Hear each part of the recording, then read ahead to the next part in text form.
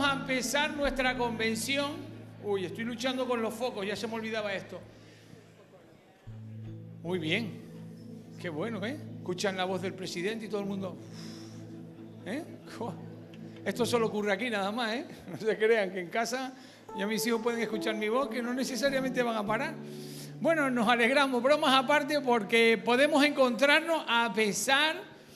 Estábamos revisando el parte meteorológico y llevamos una racha de un par de años ya que nos llueve en donde estemos. Es decir, que Málaga el año pasado estuvimos con un susto, un sobresalto, que al final nada. Pero no se preocupen porque yo creo que el tiempo va a estar de maravilla, porque el tiempo no es lo que ocurre fuera, sino lo que va a ocurrir aquí. Y aquí sí que tenemos la presencia del Señor y su Espíritu entre nosotros. Y quiero que por lo menos, si podemos mantener la calma unos 15 o 20 segundos, vamos a estar en silencio, a sosegar nuestros cuerpos, nuestras mentes, nuestra alma en presencia, buscando la presencia del Señor. Y en ese silencio que nos dé ese suspiro, ese respirar. Señor, queremos hoy centrarnos en ti. Queremos presentarte esta convención desde hoy hasta el último momento que estemos todos en casa, somos convención, y poder pedirte también que nos dirija. Eso es lo que le vamos a pedir al Señor en esta mañana. Yo lo voy a pedir al vicepresidente de nuestra unión, Rubén García, que tenga una oración por esta convención, por lo que tenemos en adelante y para que el Señor lo bendiga a todos. Nos ponemos en pie. Nos hemos saludado, ¿sí o no? Sí, nos saludamos. Nos hemos abrazado. Vamos a saludar al Señor. Veníamos a buscarte y ya tú nos estabas esperando. Qué cosa tan hermosa tiene el Señor. Oramos con gozo, con alegría. Señor y Padre Celestial, te alabamos, te bendecimos. Eres Dios, eres grande, eres poderoso. Eres nuestro Dios. Gracias por ser nuestro Padre y por amarnos tanto. En esta hora, Señor, hemos venido a esta congregación de tus hijos a decirte a ti que tú te mereces la honra y la gloria. Y venimos a dártela, Señor. Venimos a dártela. Gracias por todo este grupo de música. Gracias por los ponentes. Gracias, Señor, por el devocional. Gracias por tantas cosas que nos das. Permítenos, Señor, que en este día, desde esta hora en adelante, te sirvamos con todo nuestro corazón. Espíritu Santo de Dios, tócanos, bendícenos y haz que realmente seamos tu pueblo y que podamos alabarte con toda sinceridad. En tus manos ponemos todo lo que vamos a hacer. Y gracias, Jesús, por ser nuestro Salvador. En el nombre de Cristo. Amén. Que el Señor les bendiga. Así como estamos, vamos a dar paso a la alabanza y vamos a disfrutar de este tiempo. Pues aprovechando que ya estamos de pie, vamos a alabar a nuestro Señor, vamos a decirle que Él es fiel. Año tras año, convención tras convención, el Señor sigue siendo fiel. Amén. Uy, que amén más flojito, ¿no? Más apagado. El Señor sigue siendo fiel, convención tras convención. Amén. Amén.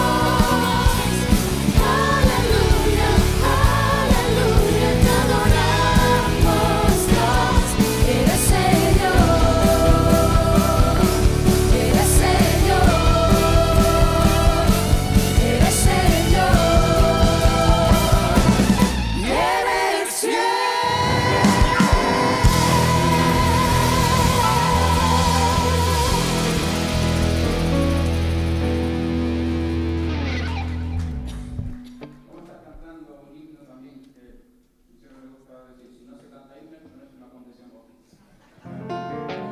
Esto es uno más antiguo, que creo que muchos ya lo habéis escuchado, que se llama Victory Jesus, se llama Hoy me di la historia y a ti la victoria. Es un himno antiguo, pero no sé si cuánto lo cantamos, pero a mí me gusta recuperar estos himnos que hacen una parte significativa en la parte significativa de nuestra historia.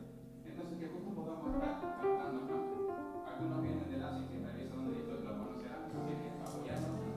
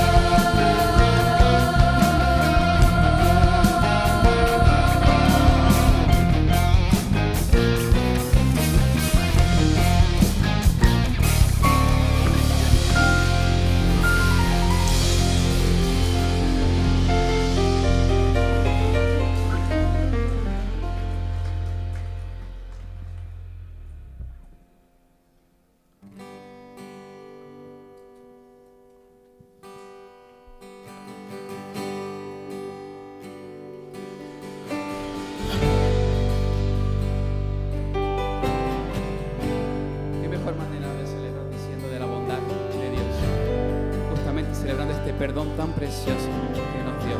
Digamos juntos.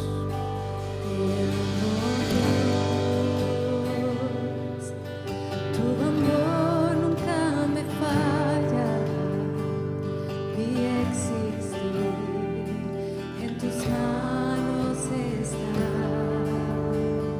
Desde el momento en que despierto hasta el anochecer, yo cantaré de la bondad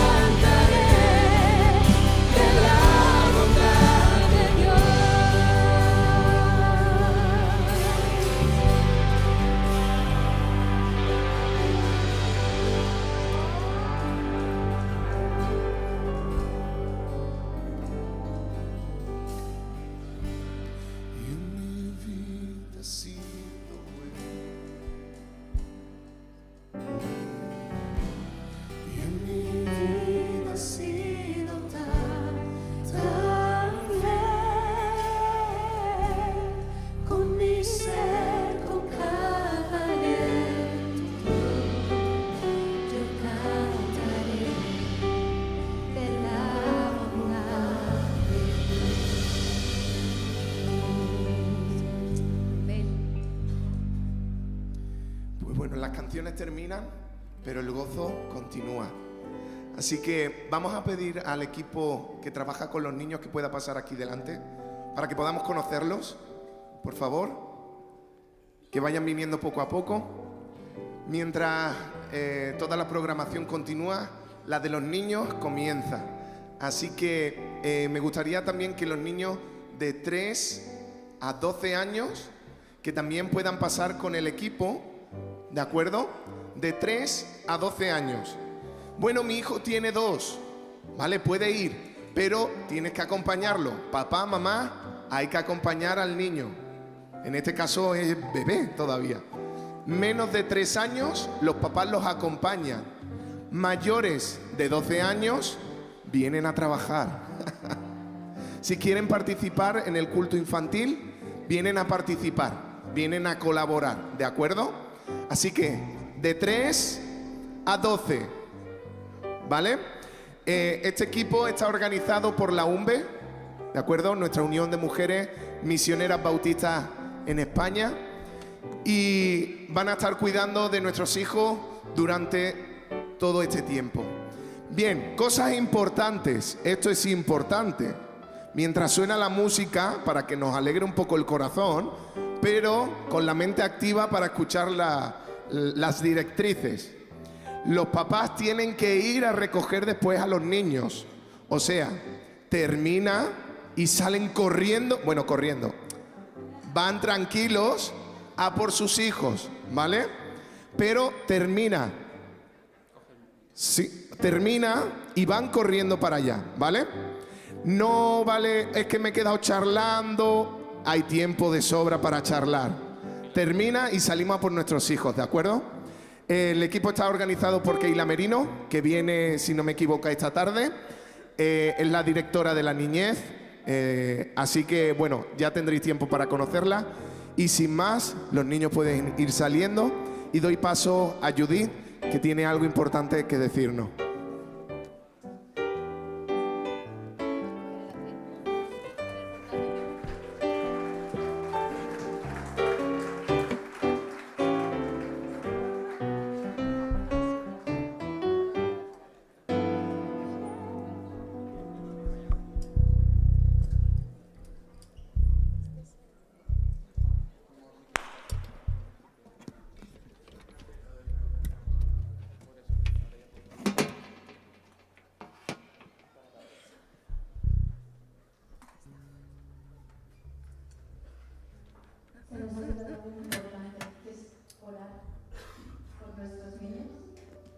Así que vamos a hacerlo ahora antes de empezar el devocional.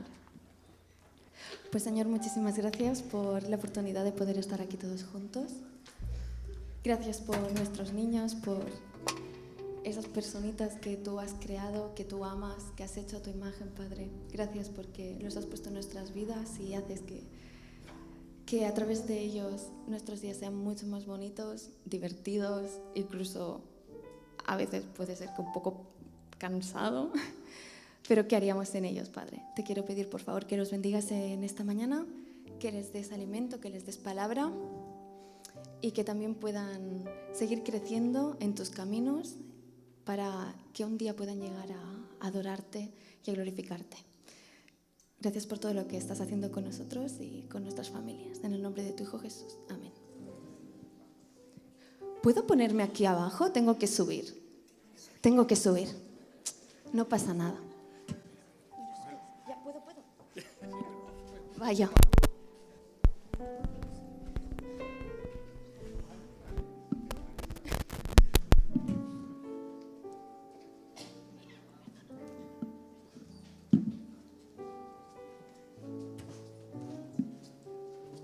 Pues me pidieron que hiciera un devocional y yo pensé, ¿qué les voy a contar a esta gente que sabe tanto mucho más que yo? Entonces, también pensé luego, ¿y qué tal si haces algo que tú sabes hacer? Bueno, pues vamos a probar. ¿Qué puedo hacer? ¿Qué sé hacer? Pues por la experiencia, por lo que me han dicho, se me da bien juntar gente para que hagan cosas. Y yo pensé, ¿cómo puedo hacer eso en la convención? Bueno, primero empecemos por el principio. Juntar gente. Ya está hecho. Ya tenemos un check. Perfecto. Segundo, hacer cosas. ¿Qué cosas vamos a hacer? Luego os lo cuento. Os dejo con el suspense ahí. Haremos algo. Pero antes de todo, vamos a leer nuestro texto base que nos va a acompañar durante todo este tiempo, que es Romanos 11:36.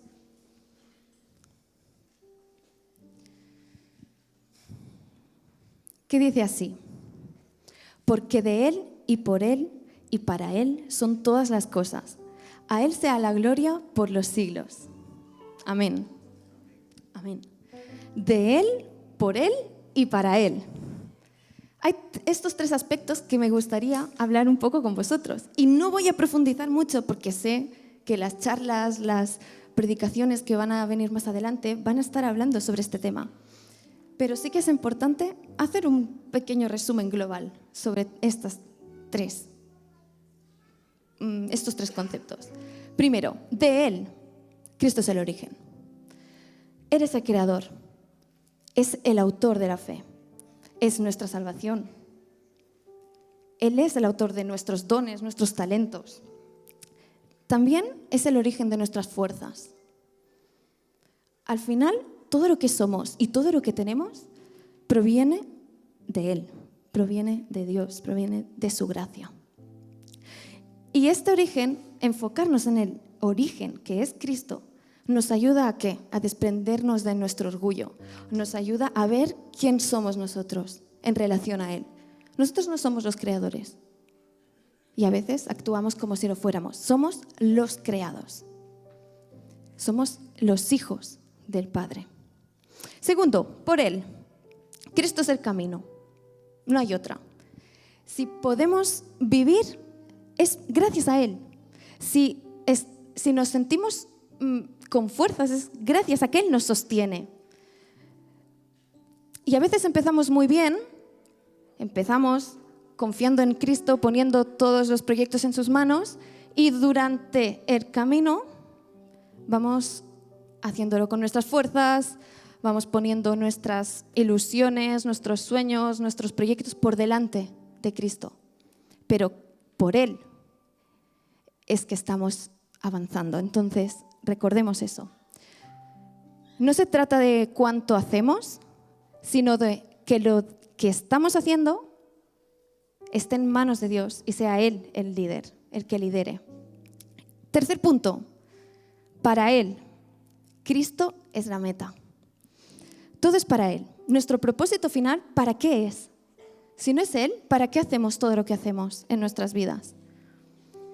En términos humanos, tenemos conceptos sobre qué es el éxito, sobre qué es lo que queremos llegar, sobre llegar a ser perfectos de alguna manera u otra.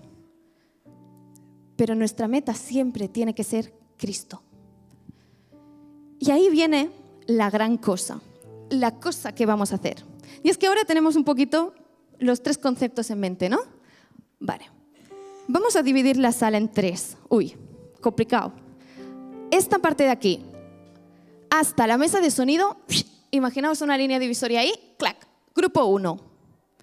Esta parte de aquí, hasta la mesa de sonido, línea divisoria ahí, grupo 2. Y todos los demás que estáis detrás de la mesa de sonido, grupo 3. ¿Entendido? Vale. Entonces le voy a pedir aquí a mi amigo Chico que, hola, gracias, que nos toque un acordito, facilito. Uf, bestial, un aplauso. Gracias, Chic, gracias. Eres maravilloso. Vale, pues vamos a empezar. ¿Es un do? Pues venga, aquí vamos a hacer un do. Todos somos bautistas, cantamos bien. Uf, brutal. Vale, pues con esta nota vamos a meterle la frase, bueno, las palabras del. Uf, qué bien suena, ¿eh? Madre mía. Vale, esta parte de aquí. Vamos a tocar un mi. Mi, a ver, la nota. Y sabéis, me imagino que sabéis que os va a tocar cantar. Por Él. Por Él. Genial, maravilloso. Grupo 3, al fondo. Tendremos, chicos, pulmones, ¿eh? Tenemos un sol ahí. sol. A ver la nota. A ver, ¿nos oigo? Ay, perfecto. Y vosotros os toca la frase más complicada de todas, que es para él. A ver. Buf, buf. Vaya coro, tremendo. Pues ahora vamos a intentar juntarlas las tres a la vez. Tócanos el acorde antes, por si acaso. Para él. Venga, 1, 2, 3. Otra vez, más fuerte. ¡Wow! ¿A que suena muy bien? Sois fantásticos, en serio. Ay, pues... No, ¿por qué aplaudís? Ah, vale, os aplaudís. Sí, aplaudíos.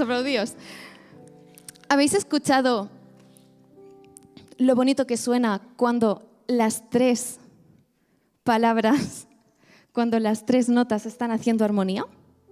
Muchas veces nos quedamos solo en avanzar en la vida con él, de él.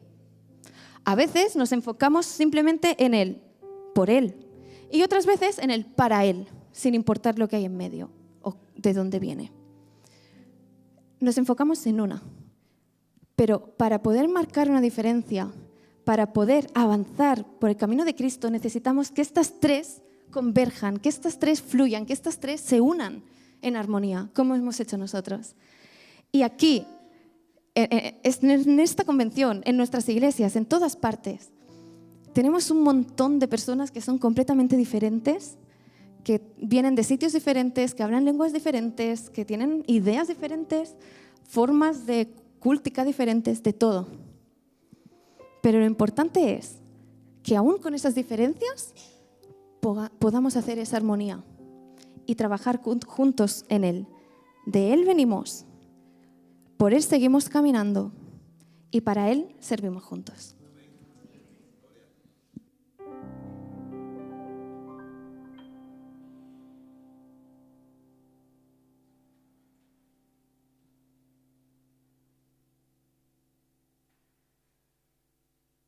No sé si después de esto voy a desafinar porque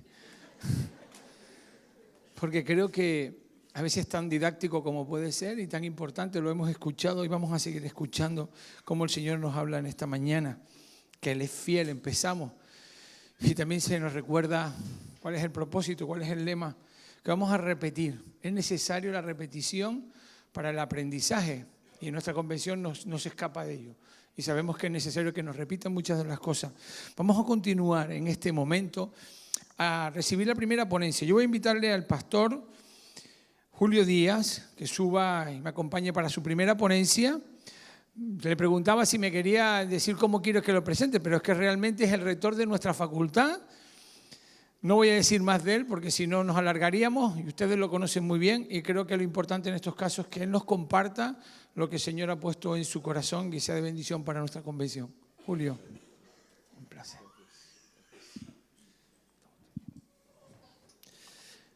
Permitidme que ponga el atril un poco más alto porque creo que lo tengo un poco bajo. Muchas gracias. Bueno, ahí está bastante alto. ¿Aquí? Ahí está bien. Ahí está bien. Muchas gracias. Buenos días. Un placer, un privilegio para mí y para todos vosotros estar hoy en esta asamblea. Agradezco también a la Junta Directiva de la UEB la confianza que me ha concedido de poder compartir con vosotros esta primera plenaria en la que estamos expectantes ante todo lo que el Señor quiere mostrarnos y ya lo está haciendo desde que llegamos ayer a la asamblea. Todavía hay algunos que están en camino, esperemos que pronto puedan unirse a nosotros y podamos participar juntos en este mismo espíritu que nos está caracterizando desde el momento que hemos llegado. Es verdad que los focos que tenemos delante nos dan en la cara y os veo tenuemente, pero sé que estáis ahí. Y espero que podáis también seguir pues, la ponencia que en esta mañana, una de ellas, que en esta mañana tengo el privilegio de compartir con vosotros. Como bien ha dicho Judith en su devocional, el texto lema que nos va a acompañar en nuestra asamblea es el que ha leído en Romanos 11:36, pero que en este caso nuestra asamblea está tomando este lema siguiendo la versión de la palabra, la versión bíblica de la palabra, que dice así: Él es origen, refiriéndose a Jesucristo, Él es origen, camino y meta de todas las cosas. A Él sea la gloria por siempre. Amén. Amén. Bien, precisamente origen, camino y meta es lo que está dando título a cada una de las ponencias. Y en mi caso me corresponde la primera, hablando del origen. Porque lo que se me ha pedido es que en esta mañana intente explicaros, digo que intento, no penséis que domino todas las áreas, ¿vale? Y más en cuanto a la historia. Intentaré explicar cuál es el origen histórico de nuestra identidad y que define nuestra eclesiología, porque precisamente en esta asamblea el tema que estamos tratando tiene que ver con la eclesiología. Porque sabéis que desde el año 2022 se tomó una decisión, que es el año 2022 cuando celebramos el centenario de la Constitución de la Unión Evangélica Bautista de España. Se decidió que en cada una de las convenciones o asambleas posteriores trataríamos algún aspecto de nuestra identidad. Por lo tanto, vamos a hablar acerca de la eclesiología y confío en vuestra paciencia para poder seguir la explicación que intentaré acompañar, de algunas imágenes ilustrativas de lo que estoy diciendo para que todo no quede en el texto puro y duro. Permitidme también que antes lea otro texto de la palabra de Dios muy bien conocido en Colosenses capítulo 1, versículo 18. Tengo que ponerme la Biblia más cerca de la vista porque tengo que revisarme esta vista, pero bien. Esta vez voy a leer en otra versión bíblica, la Reina Valera 2020, aquí la tenemos, y nos dice así el texto de Colosenses capítulo 1, versículos 18 al 20. Él, refiriéndose a Jesucristo, Él es la cabeza del cuerpo, que es la Iglesia. Él es el principio, el primogénito de entre los muertos, para que en todo tenga el primer lugar. Porque al Padre le agradó que en Él habitara toda la plenitud, y por medio de Él reconciliar consigo todas las cosas, tanto las que están en la tierra como las que están en los cielos, y hacer la paz mediante la sangre de su cruz. Un texto tantas veces meditado, predicado y convencido a cada uno de nosotros. Bien, ya sabéis que nosotros como pueblo bautista, como esta porción del pueblo bautista, me gusta recordar que si bien tengo mucho aprecio a nuestra unión de iglesias, no somos los únicos. No somos los únicos, somos una porción del pueblo bautista, incluso en España. Pero dado que estamos reunidos aquí en nuestra Asamblea General como Unión Evangélica Bautista de España, recordar que somos parte de una corriente continua de devoción cristiana que fluye desde los tiempos bíblicos.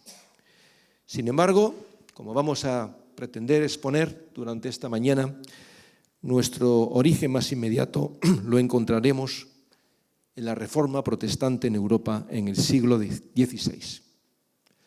Por lo tanto, esto quiere decir que compartimos doctrinas y prácticas con otras expresiones de esta reforma. Y permitidme que diga algo también que es importante en relación a nuestra identidad, porque nuestra identidad está configurada por doctrinas y principios que históricamente la han constituido.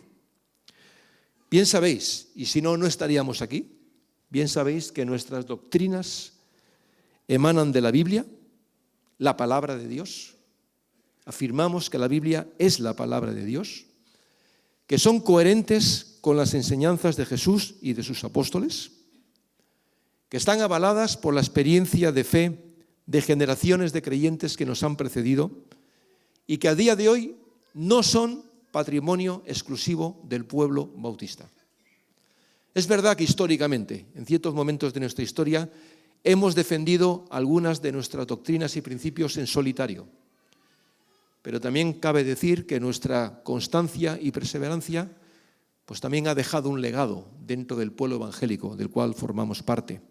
Y hoy en día nuestras doctrinas y prácticas son secundadas por la mayoría de las denominaciones evangélicas, al menos dentro de lo que llamamos la tradición de las iglesias libres. Por otra parte, los principios, lo que llamamos los principios bautistas, y no sé si está, sí están. Los principios bautistas son o constituyen la interpretación y aplicación práctica de nuestras doctrinas. Un gran historiador bautista ya conocido, Justo Anderson, dijo lo siguiente: una doctrina es lo que se cree a la luz de la Biblia. Un principio es lo que se hace a la luz de la doctrina. Es una buena definición, pero esta definición nos lleva a algo importante. Es que si bien nuestras doctrinas tienen su referencia inmediata en la Biblia, fuente de nuestra autoridad, fuente de autoridad, nuestros principios lo tienen en las doctrinas. Por lo tanto, no están al mismo nivel de autoridad. Y esto es importante recalcarlo porque en el transcurso de nuestro recorrido histórico, al final nuestras doctrinas y principios como que conjuntamente se han sacralizado y son intocables. Por eso hay que recordar, nuestras doctrinas provienen de la palabra de Dios, nuestros principios son la aplicación práctica de esas doctrinas. Y por lo tanto, vuelvo a decir, no están en el mismo nivel de autoridad porque están condicionadas pues, por muchos aspectos, por la experiencia personal y colectiva, el contexto ideológico y cultural en el que se produce. En verdad que no existe una lista absoluta y definitiva de lo que llamaríamos los principios bautistas, aunque sí puede hablarse de algunos principios que históricamente han sido sostenidos por bautistas en todas las épocas y contextos. Quisiera mencionar muy brevemente a un hombre, Walter Rassenbach. Él fue un pastor bautista en los Estados Unidos durante la última parte del siglo XIX y principios del siglo XX. Él es más conocido por ser el padre del evangelio social. Él era de origen alemán, vivió en Nueva York, vio las condiciones tan terribles en las que los marineros que venían mayormente de Escandinavia y otras partes de Europa vivían cuando llegaban a Estados Unidos, y él decidió que el evangelio tiene que dar respuesta no solamente a las necesidades espirituales, sino también a las necesidades físicas y emocionales de las personas. Él comenzó siendo luterano, pero en un momento dado decidió ser bautista. Y para ello escribió un pequeño tratado titulado ¿Por qué?, titulado, traducido al castellano, ¿Por qué soy bautista?, en el que expone los motivos por los cuales, siendo un creyente convencido luterano, decidió pasar a ser parte de la denominación bautista. ¿Qué es lo que vio él en nuestras iglesias? Primeramente, nuestro énfasis en la experiencia personal. Es decir, él apreció mucho el énfasis que los bautistas hacían en una genuina experiencia espiritual con Jesucristo, una relación personal con Cristo, Señor y cabeza de la Iglesia. También le llamó la atención la organización democrática de nuestras iglesias, la simplicidad y espiritualidad de nuestros cultos y, sobre todo, que para nosotros no hay otra norma de fe y práctica que la Biblia. Todo esto le impactó positivamente y decidió conocer más el movimiento bautista hasta llegar a sentirse parte de él. El ya mencionado Justo Anderson también escribió acerca de principios que definen la identidad bautista, que si bien en el pasado fueron defendidos, como dije antes, en solitario por nosotros, hoy son compartidos por muchas denominaciones evangélicas. Lo que él llamó el principio cristológico, el señorío de Jesucristo. El principio bíblico, la autoridad del Nuevo Testamento. El principio eclesiástico, una membresía regenerada espiritualmente. El principio sociológico, un orden democrático. El principio espiritual, la libertad religiosa. El principio político, la separación entre la Iglesia y el Estado. Y el principio evangelístico, la evangelización personal y el compromiso misionero. Bien. Aquí este autor también nos habla de algunas de nuestras señas de identidad, como también lo hizo en su momento el que llegó a ser secretario general de la Alianza Bautista Mundial, Denton Lodge, que él habla también de al menos 6 aspectos distintivos de la identidad bautista: la fidelidad bíblica, el bautismo de creyentes, una iglesia libre bajo la soberanía de Jesucristo, el gobierno congregacional, la libre asociación y la libertad de conciencia. Bueno, es necesario también recordar que estos principios no fueron inventados por los bautistas. ¿Vale? Yo sé que los amamos y los apreciamos, pero no fueron inventados por nosotros. Existían antes de nosotros. Ya los identificamos en diferentes momentos de la Iglesia antigua, mucho antes incluso de la aparición de la Reforma Protestante en el siglo XVI. Lo que ocurre es que estos principios y doctrinas que fueron sostenidos por los cristianos de las primeras generaciones cayeron en desuso en el momento en el que el cristianismo se convirtió en cristiandad. Parece lo mismo, pero no es lo mismo. El cristianismo nos habla del seguimiento de Jesús. La cristiandad nos habla de un régimen político-religioso en constante maridaje con las autoridades políticas del momento. Este es el modelo que se introdujo después de la conversión al cristianismo del emperador Constantino, llamado el Grande, y que manejó la Iglesia según sus intereses.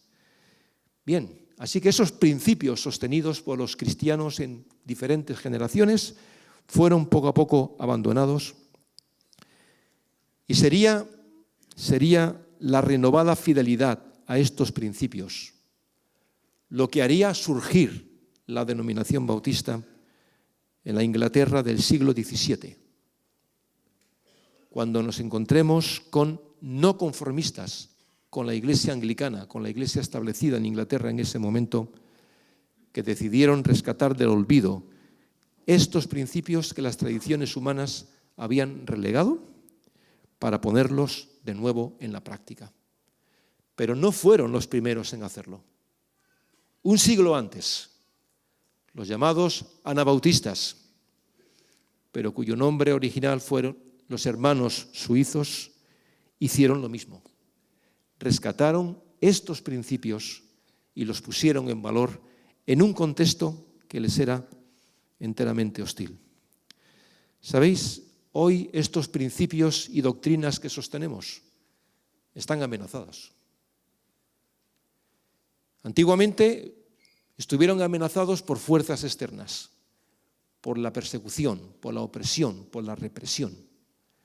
Pero hoy lo que amenaza nuestra identidad y nuestros principios no son agentes externos, sino agentes que nacen en nuestro propio seno como pueblo bautista.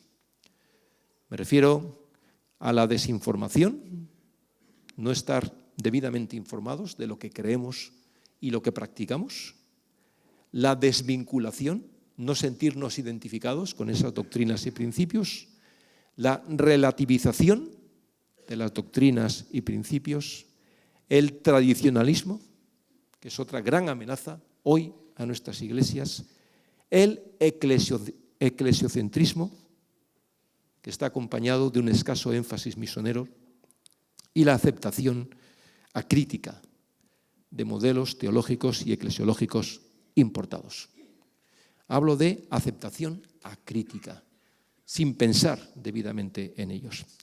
Bien, para esta asamblea, el principio que se ha escogido es el de la administración eclesiástica congregacional, que en nuestra declaración de principios definimos así: las iglesias evangélicas bautistas están formadas por personas convertidas a Cristo por la obra del Espíritu Santo. Espiritualmente hablando, todos los miembros de una iglesia tienen iguales privilegios, derechos y deberes. El ejercicio del gobierno congregacional exige, en esencia, discernimiento y sabiduría.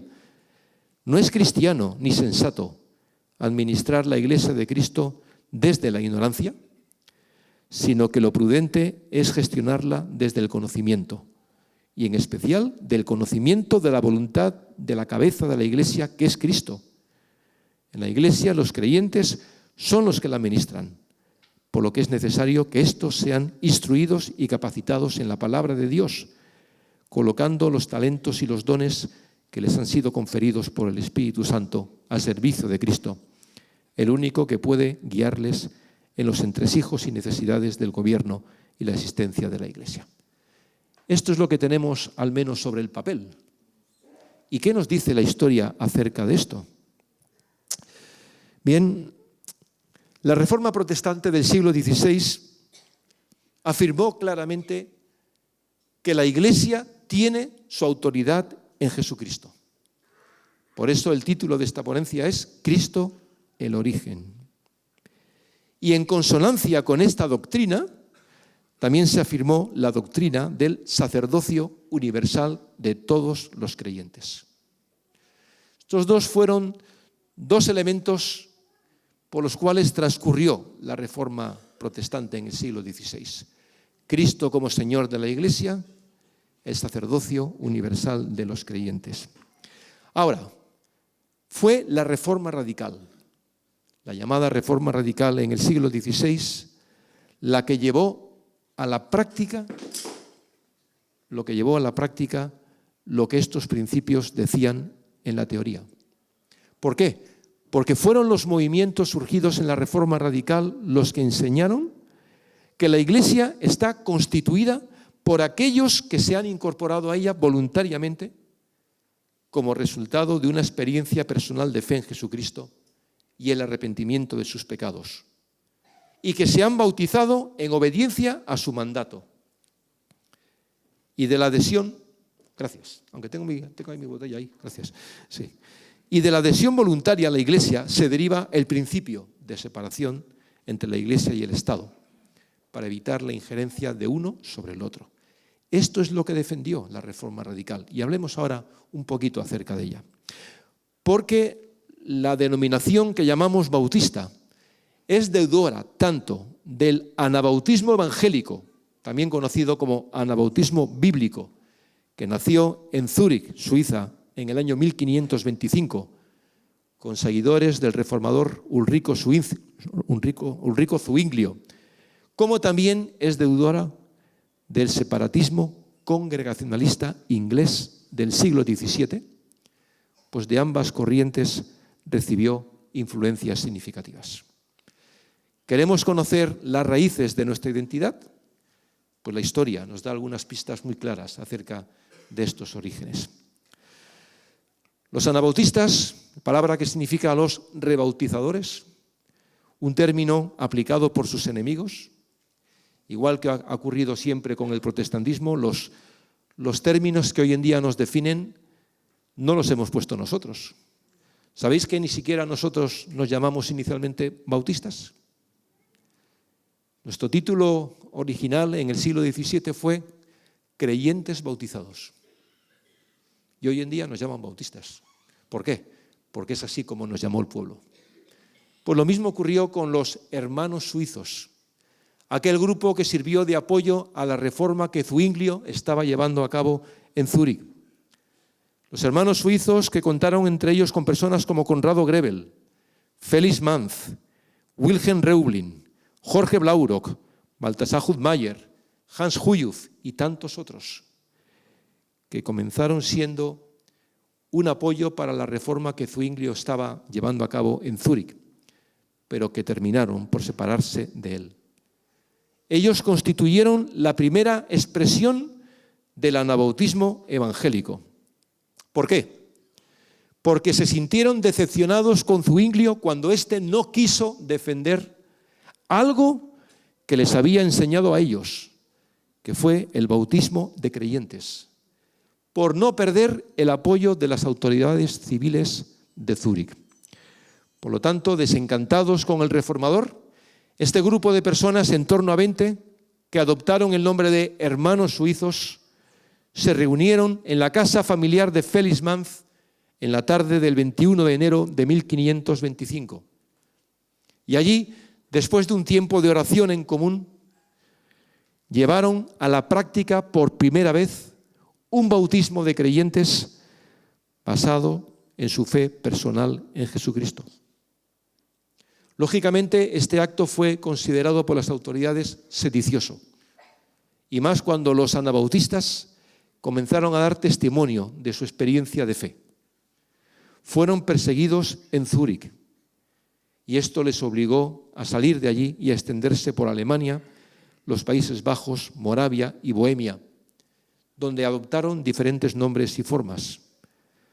Los hermanos bohemios y los hermanos huteritas desde el año 1526, representados por Baltasar Hutmayer, Hans Hut y Jacobo Hutter.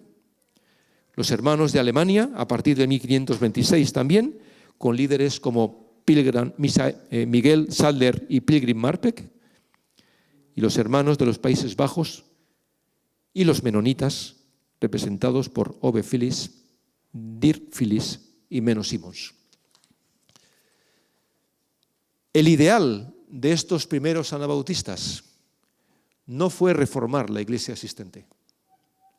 Ellos no querían reformar la iglesia antigua por medio de la Biblia, sino que quisieron restaurar a la iglesia primitiva de la Biblia.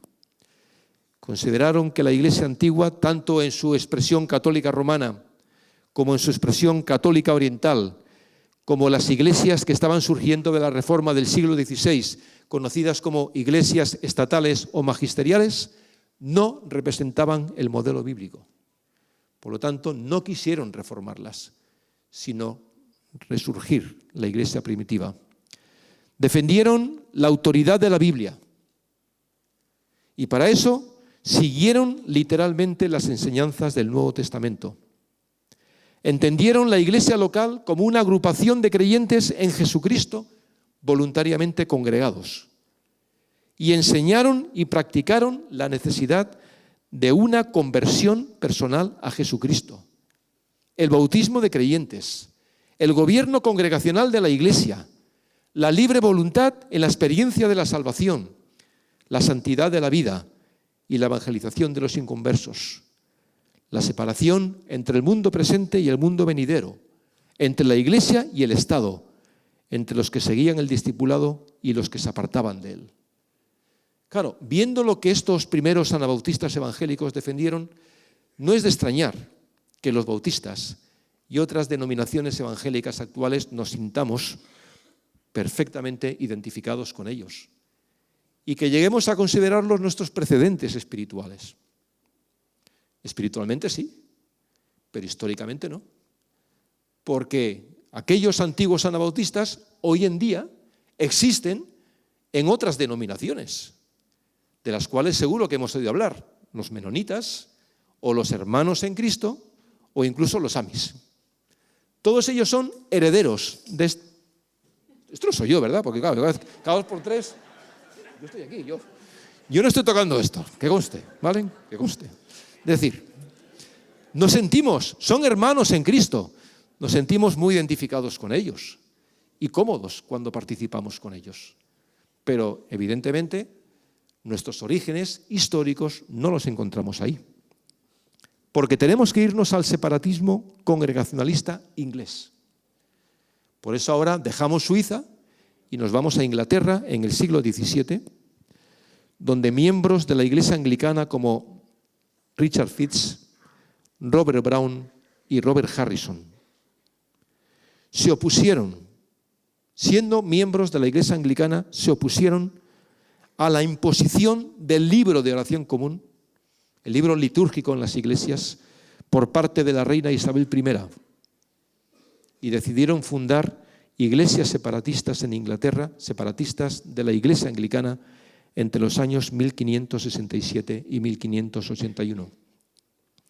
En estas iglesias surgidas en la clandestinidad, defendieron estos congregacionalistas la separación de la iglesia y el Estado, el gobierno congregacional de la iglesia, la supresión de la jerarquía eclesiástica, el derecho de cada congregación local a nombrar a sus pastores y maestros y la autoridad suprema de la Biblia. Ellos también entendieron que la iglesia es una comunidad de creyentes, no de profesantes. No por haber nacido en un determinado país hay una religión establecida para todos. No, creyeron en una comunidad de creyentes unidos en un compañerismo voluntario mediante un pacto con Dios y los unos con los otros. Contextos diferentes, geográficos y culturales, tiempos diferentes, pero démonos cuenta de que los anabautistas y los congregacionalistas compartieron criterios parecidos, con una diferencia. Los congregacionalistas mantuvieron el bautismo infantil, debido a su herencia reformada en la Iglesia anglicana. Este congregacionalismo fue severamente perseguido por la Iglesia anglicana y por la corona inglesa, que intentaron mantener su hegemonía. Otros separatistas que contribuyeron a la aparición del congregacionalismo fueron Frank Johnson, pastor de una iglesia congregacionalista desde 1592 en Londres, y John Greenwood, maestro del mismo grupo de la misma iglesia pastoreada por Johnson. Greenwood fue el que escribió una confesión de fe titulada Una verdadera descripción de la palabra de Dios, en 1592, donde enseña los principios del congregacionalismo, pero lo hace de forma diferente a cómo lo había hecho Robert Brown, considerado el padre del congregacionalismo. ¿Por qué? Porque Greenwood fue el que propone que la iglesia local debe ser gobernada por un consejo de ancianos elegido por la comunidad, mientras que Robert Brown había propuesto que la iglesia debía ser gobernada por la propia asamblea de creyentes. Ambos fueron perseguidos por sus ideas. Greenwood fue ejecutado en 1593. Johnson estuvo encarcelado hasta 1597 y logró fugarse de la prisión inglesa en la que estaba y refugiarse en Holanda. Allí se reunió con una parte de su iglesia que había escapado de la persecución y que en ese momento estaba siendo liderada desde 1596 por Henry Ainsworth. Este era el maestro de la congregación y había escrito otra confesión de fe titulada Una verdadera confesión en 1596, que serviría de base para la primera confesión de fe bautista de la historia. La confesión de fe de las iglesias comúnmente, pero falsamente llamadas anabautistas. Londres, 1644. Aquí tenemos nuestra primera confesión de fe basada en este otro documento del congregacionalismo. Porque los primeros bautistas fueron separatistas congregacionalistas ingleses que aceptaron el bautismo de creyentes. Los bautistas generales, así llamados, porque se opusieron a la doctrina de la predestinación, enseñada por Calvino, y defendieron el libre albedrío en la experiencia de salvación, nacieron en Ámsterdam en el año 1609, cuando una iglesia congregacionalista, una iglesia separatista de la iglesia anglicana, huyó a los Países Bajos y se refugió en esta ciudad. Esta iglesia estaba pastoreada por dos hombres, John Smith y Thomas Helwys. Y ellos, por influencia de menonitas holandeses, aceptaron el principio del bautismo de creyentes. Y una sección de esta iglesia decidió regresar a Inglaterra en el año 1611, constituyendo la primera iglesia bautista en Inglaterra y liderada por Thomas Helwys. Y a todas las prácticas congregacionalistas, 5 minutos, no, acabo. Y los bautistas, madre mía, y los bautistas particulares, por cierto, también nacieron en el congregacionalismo inglés. Lo hicieron en Londres a partir de 1640, cuando dos congregaciones, una liderada por Henry Jacob y John Lathrop, y otra por Samuel Eaton, Henry Jesse, John Spilsbury y Richard Bloom, adoptaron progresivamente el bautismo de creyentes por inmersión. Fueron los bautistas particulares, así llamados, porque a diferencia de los generales, ellos sí tenían una soteriología calvinista, pero fueron los primeros en aceptar el bautismo por inmersión. También hablaríamos, por supuesto, de la influencia que ha tenido sobre nosotros el pietismo alemán, representado por Philipp Jakob Spener, que influyó mucho en el conocido como el padre de los bautistas alemanes y europeos continentales, Johann Gerhard Oncken. Oncken tuvo una clara influencia pietista. ¿Con esto qué quiero decir? Que a raíz de estas raíces históricas, las iglesias, nuestras iglesias, se constituyen en comunidades de creyentes que comparten la mesa del Señor y que tienen en la revelación bíblica una guía segura para conocer la revelación de Dios en Cristo. Iglesias que mantenemos el principio protestante del sacerdocio de todos los creyentes, de modo que todos tenemos acceso directo a Dios sin necesidad de intermediarios, y de esto también se deriva el llamamiento soberano de Dios al ministerio cristiano de los hombres y mujeres que Él quiere. Hablamos de interdependencia entre las iglesias, participación de todos los creyentes en la misión integral de Dios, la defensa de la libertad de conciencia y la separación de la iglesia y el Estado. ¿Y hoy qué? ¿Cuáles serían nuestros principios irrenunciables? Los que ya hemos dicho. Jesucristo, Señor de la Iglesia. Por lo tanto, rechazamos toda forma de liderazgo eclesial que suplante el señorío de Cristo e implique el sometimiento de los creyentes a la voluntad de quienes los presiden. Afirmamos la autoridad de las Sagradas Escrituras. La Biblia es nuestra única y suficiente fuente de autoridad para la vida personal y la vida comunitaria. Por lo tanto, rechazamos la revelación particular y la experiencia personal como fuentes de autoridad para la Iglesia.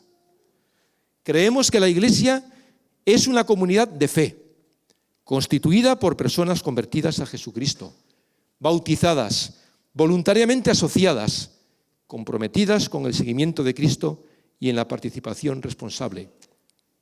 Y en cuanto al gobierno de la Iglesia, nuestras iglesias bautistas se balancean entre dos formas, que parecen lo mismo pero no lo son: el asamblearismo y el congregacionalismo. Y espero haber dado suficientes pinceladas para entender qué fue el congregacionalismo. Porque el asamblearismo es esa forma de gobierno mediante la cual la asamblea de iglesia o la congregación reunida en asamblea de iglesia se reserva el derecho de decidir sobre todos y cada uno de los aspectos que atañen a la comunidad. Esto es el asamblearismo.